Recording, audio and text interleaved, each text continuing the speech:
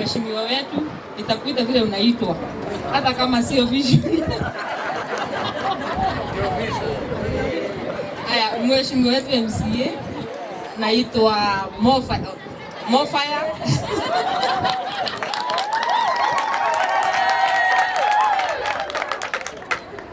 Ward admin Mr. Mukasa, mwalimu mkuu wa hii shule Mr. Gakuyu na walimu wote na viongozi wote na wabasari na viongozi wote wa Kayole Central na wakaaji wa Central, habari zenu? Our God is good and all the time. Nashukuru sana kwa sababu ya kwamba this is my second week na vile nimeona Kayole si vile nasikianga.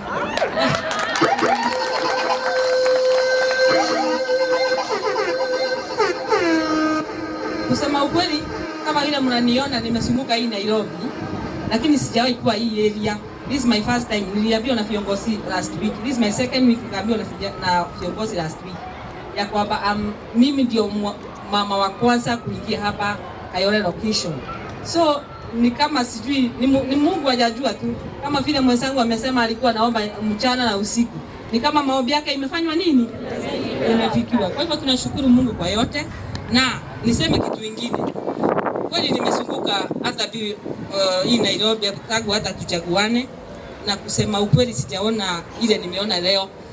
Sawa sawa, nimeona MCA anashikana na watu yake, walimu wako pamoja na administration wako pamoja. So mimi ni nani? Nimetoka kule nimekuja hapa kwa watu wa Central. Mimi ni kama wale wanasemanga ukienda kwa romance kama nani? Romance. Kwa hivyo mimi sina lolote isipokuwa kukaa vile mnafanyanga nini?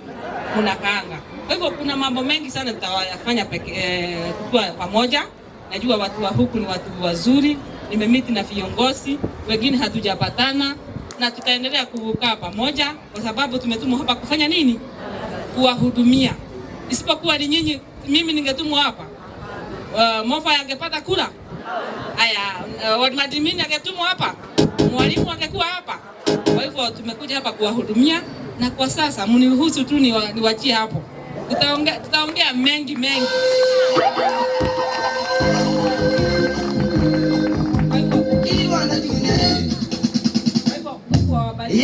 Na waride. Asanteni sana.